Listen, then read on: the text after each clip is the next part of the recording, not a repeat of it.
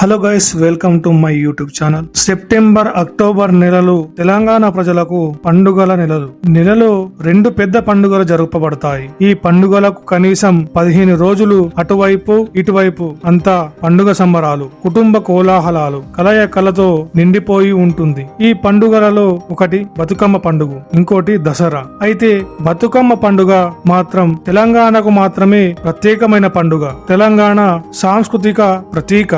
బతుకమ్మ పండుగ గురించి ఎంతమందికి తెలుసు? ఈ పండుగ ఎన్ని సంవత్సరాల నుండి జరుగుతుందో మీకు తెలుసా?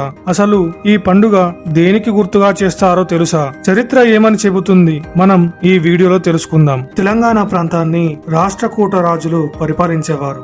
రాష్ట్రకూట రాజుల వద్ద వేములవాడ చాళుక్యులు సామంతులుగా ఉండేవారు. చోళులకు రాష్ట్రకూటులకు యుద్ధం జరిగినప్పుడు ఈ చాళుక్యులు రాష్ట్రకూటులకు మద్దతుగా నిలిచారు. క్రీస్తు శకం 973లో ఈ చాళుక్య రాజైన తైలపాడు రాష్ట్రకూటులకు చివరి రాజుగా వ్యవహరించిన కర్కుడిని హతం చేసి కళ్యాణి చాళుక్య రాజ్యాన్ని నెలకొల్పాడు. ప్రస్తుత తెలంగాణ ప్రాంతాన్ని తైలపాడు రాజే పరిపాలించేవాడు. క్రీస్తు శకం 977లో తైలపాడు మరణించడంతో అతని కుమారుడైన సత్యాశ్రాయుడు రాజపీఠాన్ని అధిష్ఠించాడు. అప్పటి వేములవాడలో ప్రసిద్ధి చెందిన రాజరాజేశ్వర ఆలయం ఉండేది. ఆపదల్లో ఉండే వారికి రాజరాజేశ్వరి అండగా ఉంటుందని అప్పటి ప్రజలు నమ్మేవారు. ప్రజలే కాదు, చోళరాజు పరాంతక సుందర చోళ కూడా రాష్ట్రకూటుల నుంచి ఆపద తలెత్తినప్పుడు రాజరాజేశ్వరికి భక్తుడిగా మారిపోయాడు. రాజరాజేశ్వరే తనను కాపాడిందని నమ్మిన సుందర చోళ తన కుమారుడికి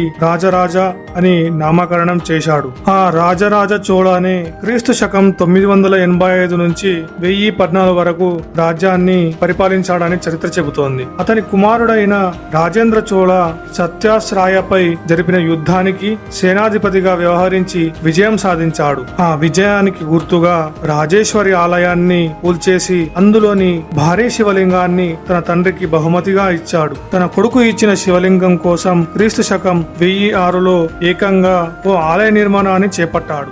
రాజరాజ చోళ 1010లో నిర్మాణం పూర్తయ్యాక భారీ శివలింగాన్ని బృహదీశ్వరాలయంలో ప్రతిష్ఠించాడు. తమ రాజ్యంపై దాడి చేసి దోచుకున్న సొమ్ముతోనే బృహదీశ్వరాలయ నిర్మాణాన్ని చేపట్టినట్టు కూడా తమిళ శిలాసనాల్లో చోళరాజులు చెప్పారు. ఇప్పటికీ వేములవాడలోని భీమేశ్వరాలయ శివలింగానికి బృహదీశ్వరాలయంలోని శివలింగానికి మధ్య సారూప్యతను చూడవచ్చు. వేములవాడ నుంచి శివలింగాన్ని పార్వతి నుంచి వేరు చేసి తంజావూరుకు తరలించినందుకు తెలంగాణ ప్రజల మనసు కలచివేసింది. దాదాపు 1000 సంవత్సరాల నుంచి బతుకమ్మను తెలంగాణ వాసులు జరుపుకుంటున్నారు. అలా ప్రతి ఏడాది బతుకమ్మను జరపడం ఆనవాయితీగా మార్చుకున్నారు. బృహదమ్మ అంటే పార్వతీదేవి నుంచి శివలింగాన్ని వేరు చేసినందుకు గాను తమ దుఃఖాన్ని చోళులకు తెలియజేస్తూ మేరు పర్వతంలా పూలను పేర్చి బతుకమ్మను నిర్వహించడం మొదలుపెట్టారు తెలంగాణ వాసులు. బతుకమ్మ సందర్భంగా గౌరమ్మను పసుపు రంగు పూలతో పేర్చి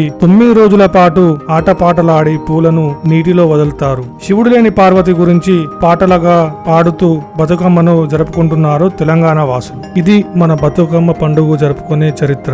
దీనికి కారణం ఏంటో మీ అందరికీ తెలిసింది. ఇలాంటి మన ఎన్నో పండుగలు ఉన్నాయి. ప్రతి ఒక్క దానికి ఏదో ఒక కారణం ఉంది. అలాంటి కారణాలు తెలుసుకొని మనం ఆ పండుగను జరుపుకుంటే ఎంతో సంతోషంగా ఉంటుంది. కాబట్టి ఆ పండుగను తెలుసుకొని ఆ పండుగ జరుపుకుందాం, లేకపోతే వాటి విలువ అనేది ఉండదు. ఇలాంటి మరిన్ని వీడియోస్ కోసం మా ఛానల్ ని సబ్స్క్రైబ్ చేసుకోండి, లైక్, షేర్ అండ్ కామెంట్ చేయండి. Thank you.